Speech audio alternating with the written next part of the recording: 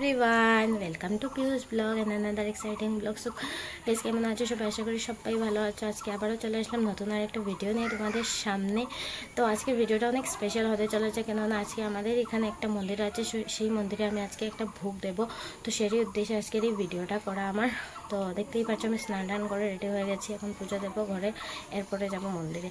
তো কে করে কেনা সব কিছু তোমাদের সাথে শেয়ার করবো এবং তোমরা স্কিপ না করে পুরো ভিডিওটা দেখবে, আশা করি ভালো লাগবে। তো চলো আজকের ভিডিওটা আমি এখান থেকেই স্টার্ট করছি। তো এখানে দেখতেই পাচ্ছ আমার স্নান অলমোস্ট কমপ্লিট। এখন আমি পুজো দিতে বসে গেছি। আর এখানে না আমরা শিবলিঙ্গ বসিয়েছিলাম অনেক দিন আগেই, শিবরাত্রির দিনেই বসিয়েছিলাম দুপুরবেলা। তো আজকে মানে স্নান টান করিয়ে ঠাকুরের পুজো দিয়ে এরপরে না বাইরের গিয়ে ঠাকুরকে ভোগ নিবেদন করবো, তাই তো। তো এটা আমাদের আগে থেকেই চলে আসছে এই নিয়মটা, যে ঘরে আগে পুজো দিয়ে এরপরে গিয়ে বাইরের যে কোনো মানে না হলে নাকি ভগবান তুষ্ট হয়।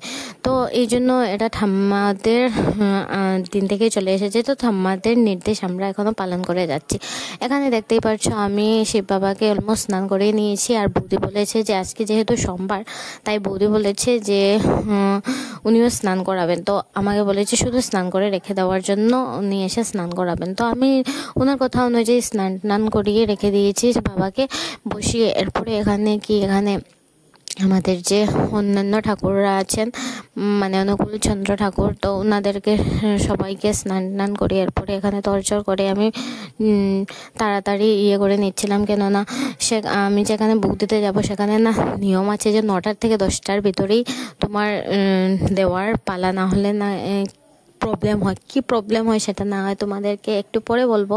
তো এখন দেখতে পাচ্ছ এখানে ফুল টুল সব কিছু পেরে রেডি করে নিয়েছি। আর ফুলগুলো না আমাদের গাছেরই গাইস, অনেক ফুল মানে ফুলের বাহার বললে চলে।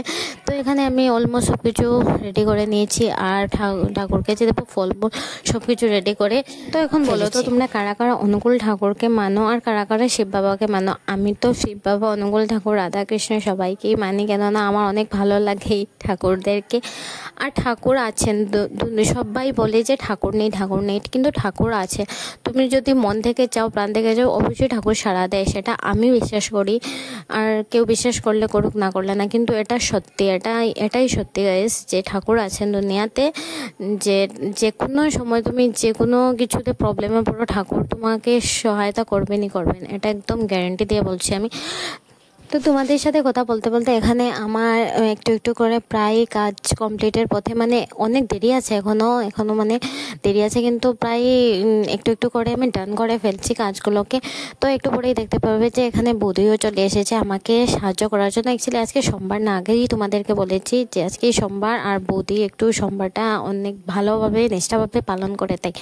তো এখানে বৌদিও স্নান করাবে। এখানে আমি দেখতে পাচ্ছ সিংহাসন মুছে নিয়ে ফেলেছি, কেননা ঠাকুরকে এখন প্রসাদ নিবেদন করব, ফুল নিবেদন করব, সব কিছু দিয়ে সাজিয়ে সুন্দর করে এরপরে যাব আমি মন্দিরে পুজো দিতে, মানে বাবাকে ভোগ নিবেদন করতে। তো এখানে আমি অলমোস্ট রান করে ফেলেছি। আর তোমরা কি জানো গাইস, আমরা যে পুজো দিই, সেই পুজোতে যে কিছু ফল আমরা আনি ঠাকুরকে দেওয়ার জন্য, সেই সব ফল এখানে দিয়ে বা ঘরে ঠাকুরকে নিবেদন করেই নিয়ে যেতে হয়, না হলে হয়তো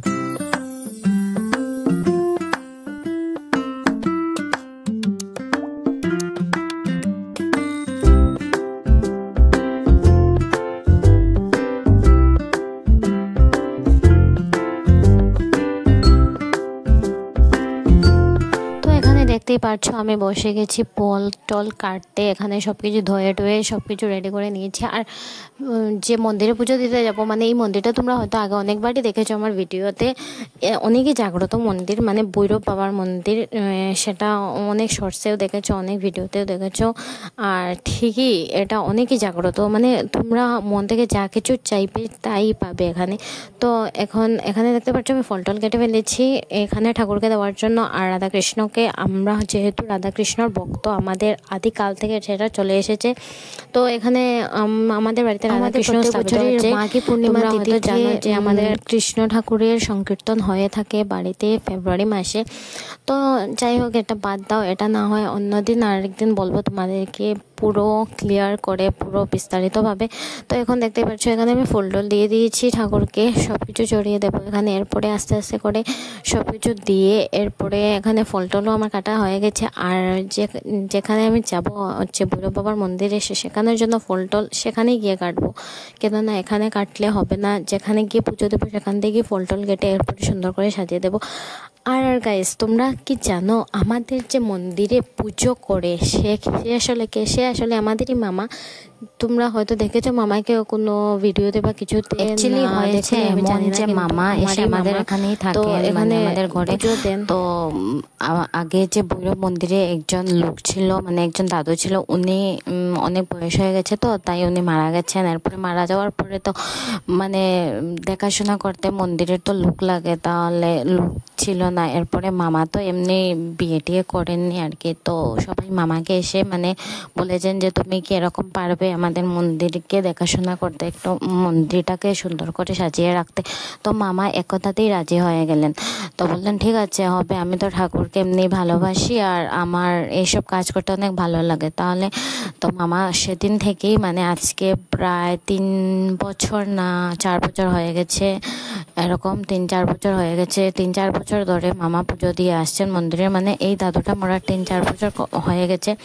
তো এখনো মামা এখানে অনেক নিষ্ঠাভাবে ঠাকুরকে সাজান। এবং অনেক মানে জঙ্গল টাইপ ছিল, মানে আমাদের মন্দিরটা না একটু পাহাড়ের উপরে, মানে আগে অনেক উঁচুতে উঠতে হতো, এখন মামা না অনেক সুন্দর করে নিয়েছে। মানে তোমরা হয়তো দেখেছো অনেক আগের তুলনায় এখন অনেক সুন্দর হয়েছে। কিন্তু না আগের যে দাদুটা ছিল উনি একটু বয়স্ক ছিলেন, তো উনি সব কিছু পারতেন না, কিন্তু উনিও অনেক ভালো ছিলেন, দাদুটা অনেক ভালো ছিলেন। আর এখনও মামা যে এসেছে, মামা অনেক ভালো করে পুজো করেন, পুজো দেন, সবাইকে ইয়ে করেন। আর এখানে মানে মন্দিরে যদি ভোগ টুক দেওয়ার থাকে মানে তাহলে মামাকে আগের দিন বলতে হয় যে আমি এরকম ভোগ দেব, আপনি এরকম চলে যাবেন। তো এরকম করে আগে থেকে বলতে হয় মামাকে যে ভোগ টুক দেওয়ার কথা থাকলে। তো আমি আজকে যে দিলাম, তো আজকে অলমোস্ট 3 জন না 4 জন আছে। মামা বলেছে আমাকে যে তাড়াতাড়ি তুই চলে আসবি, কেননা অনেক লোক আছে, তো একসাথেই দিলে ভালো হয় আর কি এটা। তো আমি সেই অনুযায়ী দেখতেই পারছো এখানে আমি তাড়াতাড়ি করে কাজ সেরে ফেলছিলাম। তো বলাই হলো না যে আমি পুজোটা কেন দিচ্ছি, মানে ভোগটা কেন দিচ্ছি। অ্যাকচুয়ালি একটা মানুষ ছিল আমার অনেক দিন ধরে একটা মানুষ ছিল যে এটা পূর্ণ হলে আমি এরকম করব। তো এর উদ্দেশ্যে আজকের এই ভোগটা দেওয়া আমার ঠাকুরের কাছে, মানে যারই একটা উদ্দেশ্য নিয়ে ঠাকুরকে ভোগ দিতে হয় আর কি। মানে যে কারাও দিয়েছে নাকি ওদের সবের একটা মনস্কামনা যদি পূরণ হয় তাহলে এই ঠাকুরের এখানে এসে ভোগ টুক দিয়ে যায় আর কি। অনেকেই না বিয়ে টিয়ে না হলেও এখানে এসে এরকম বলে, তো বিয়ে টিয়ে যখন ঠিক হয়ে যায় এরকম এসে ঠাকুরকে ভোগ দিয়ে যায়। অনেক জাগ্রত, কি বলবো, তোমরা একদিন আসবে, একদিন এসে এরকম ইয়ে করে যাবে। আমার কথা যদি তোমাদের বিশ্বাস না হয় তাই বলছি, তো আমাদের বিশ্বাস আছে বলেই আমরা এরকম করছি গাইস।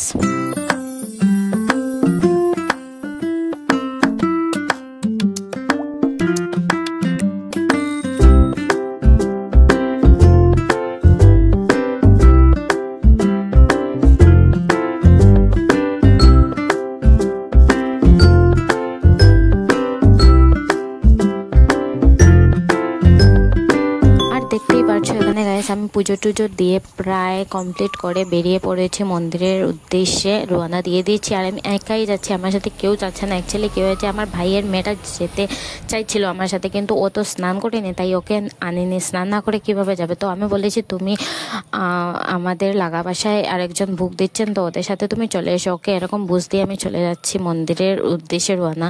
তো এখানে এসে দেখি যে অনেকগুলো ফুল ছড়িয়ে পড়ে রয়েছে মন্দিরের, দেখতে অনেকই ভালো লাগছে গাইস, কি বলবো। আর আমি প্রায় এরকম বলতে বলতে চলেও এসেছি। তো আজকের ওয়েদারটা একটু বৃষ্টি দিয়েছে, তো দেখতেই পাচ্ছ একটু বৃষ্টি জল জমে রয়েছে সিঁড়ির মধ্যে দিয়ে। তো এখানে দেখতেই পাচ্ছ উঠেই দেখি দুর্গা মাতাকে আমি প্রণাম করে নিলাম। এরপরে সোজা চলে গেলাম আমাদের বাবা এবং মায়ের কাছে। এখানে দেখতেই পাচ্ছ অনেক সুন্দর লাগছে। আর আমি তোমাদেরকে আগেও বলেছি যে মামা না অনেক সুন্দর করে রাখেন মন্দিরটাকে। আর এখানে প্রায় আমি এরকম বলতে বলতে আমার কাটা কমপ্লিট হয়ে গেছে ফল টল। আর এখানে মামাকে বলেছি তুমি নারিকেলটা কেটে দাও, কেননা আমি নারকেলটা কাটতে পারছিলাম না, অনেক শক্ত তো, তাই মামাকে বলেছি তুমি একটু কেটে দাও আমাকে। তো মামা আমার কথা অনুযায়ী নারকেলটা কেটে দিচ্ছেন। আর এখানে আমি তো পুষ্পথালিও নিইনি, তো মামাকে বলেছি মন্দির থেকে আমাকে একটা পুষ্পথালি বা থাল কিছু দাও, আমি ঘরে নিয়ে যাব আর আবার তুমি নিয়ে আসবে। তো মামা আমার কথা অনুযায়ী দিয়ে দিলাম। এখানে অন্যান্যদের বুকটা আমি তোমাদেরকে দেখাচ্ছিলাম। আর গাইস জানো এখানে সবাই চলে এসেছে, সব এক জড়ো হয়ে এখানে। আর মামা কোথায় যাচ্ছে বলো তো? এখন বলি তোমাদেরকে, এখানের উদ্দেশ্যটা হচ্ছে এখানে আগ দিতে হয়, আগ না দিলে কিছুই পরিপূর্ণ হয় না। আগ দেওয়ার পরে মানে কাকাতুয়া যে আছেন মানে ওনাদেরকে আমরা বাবা বলে, তো ওনারা যখন নেবেন তখন তুমি বুঝবে যে তোমার আজকের ভোগটা দেওয়া সার্থক হয়েছে। সেটাই হচ্ছে এই মন্দিরের নিয়ম, মানে যে কোনো কিছু হলে আগ দিতে হবে। আগ দেওয়ার পরে যদি বাবা নেয় তাহলে তুমি বুঝবে যে নিয়েছে। আর এই দেখো এখানে বাবাও চলে এসেছে, অনেক ইয়ের পরে আমরা অনেক সাধনা করে ডাকছিলাম, তো বাবাও চলে এসেছে এখানে। আর এখানে বাবা নিচ্ছেন সুন্দর করে, আর সেটাই আমি একটু তোমাদেরকে ভিডিওর মাধ্যমে দেখাচ্ছিলাম। আর এখানে যে নতুন একটা দেখতে পাচ্ছ আর একটা মানে বসার যে জায়গা, সেটা আসলে মানুষের না অনেক কিছু পূর্ণ হয় বলে আশা পূর্ণ হয়। এরপরে বড় বড় যারা লোক আছেন, ডক্টর আছেন, এই সব মানুষেরা এখানে এরকম দেন। এরপরে এখানে দেখতে পাচ্ছ এখানে নেওয়ার শেষে আমি স্নান করার জন্য রেডি হয়ে গেছি, মানে বাবাকে স্নান করাবো। আর এখানে আমি স্নান করাচ্ছি অনেক সুন্দর করে।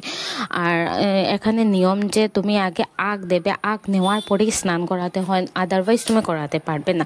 তো এরকম কথা অনুযায়ী আমি এরকমই করছিলাম। এখানে আগটা দেওয়ার কমপ্লিট হওয়ার পরে আমি এখানে এসে বাবাকে সুন্দর করে স্নান করাচ্ছিলাম। আর দিনটাও অনেক ভালো আজকের, কেননা আজকে হচ্ছে সোমবার, বাবার জন্মদিন। তো জন্ম মাস মানে জন্মর তারিখ মানে আজকে যে দিনটা আছে সোমবার, এই দিনটাতেই বাবার জন্ম হয়েছিল, তাই আমার অনেক ভালো লাগছিল পুজো দিতে। আর এখানে একটা দিদাও চলে এসছেন স্নান করানোর জন্য। তো আমি দিদাকে বলেছিলাম আমাকে একটু চন্দনটা ঘষে দাও, তো দিদা আমাকে একটু চন্দনটা ঘষিয়ে দিচ্ছিলেন। তো এখানে আমি দেওয়া কমপ্লিট হয়ে গেছে আমার, অনেক ভালো করেই দিচ্ছি। এখানে দেখতেই পাচ্ছ আমি প্রণাম টনাম করে নিলাম, মানে আমার কমপ্লিট হয়ে গেছে স্নান করানো। এরপরেই দিদাটাকে বললাম তুমি করাও, গিয়ে যাও। তো এখানে কমপ্লিট হওয়ার পরে আমি সোজা চলে গেলাম কালী মন্দিরের এখানে, মানে কালী মায়ের যে এখানে মন্দির স্থাপিত হয়েছে সেখানে। তো একটু ভিতরে মানে জঙ্গলের ভিতরে যেতে হয়, তো এখানে সোজা চলে এলাম। এখানের মন্দিরটা অনেক জাগ্রত, এখানে শুনেছি নাকি মন্দির হবে, কালী মায়ের মন্দির হবে। কে কারা কারা মানে এখানে ইয়ে করবে জানি না, কিন্তু এখানে মন্দির হবে আমি এতটুকুই শুনেছি। আর এখানে মন্দিরটাকে আমি একটু ভালো করে মনের কথা দিয়ে বলে ফেললাম। এরপরে এখান থেকে সোজা বেরিয়ে আসলাম। এরপরে বেরিয়ে এসেই দেখি যে এখান থেকে আমি সোজা বেরিয়ে গেলাম। বেরিয়ে এসেই দেখি যে আমার মনাটা না মানে আমার জুইটা ভাইয়ের মেয়েটা অনেক সুন্দর করে ঠাকুরকে প্রণাম করছে। আর আমি তো বলেছি ওকে শুধু প্রণাম করার জন্য, আর ও যে লম্বা হয়ে প্রণাম করবে আমি তো জানি না, অনেক সুন্দরই লাগছিল দেখতে। এরপরে এখানে মামা কি করছে, ঘর দুয়ার মুছামুছি করছে, কেননা এখানে বুক লাগানো হবে। তো আগেই বলেছিলাম তোমাদেরকে যে স্নান করানোর পরেই বুক লাগানো হয়, এখানে আগ দেবে, প্রথমে আগ দেবে, এরপরে স্নান করাবে, এরপরেই বুক লাগানো হবে। তো এরকম কথা অনুযায়ী সব কিছুই হচ্ছিল। মামা সুন্দর করে এখানে আমরা 3 জন দিয়েছিলাম, মানে 3 ঘরের মানুষ পুজো দিয়েছিলাম। এখানে দেখতেই পাচ্ছ প্রসাদ টসাদ দেখে বোঝাই যাচ্ছে যে অনেক লোকেরাই পুজো দিয়েছে এখানে।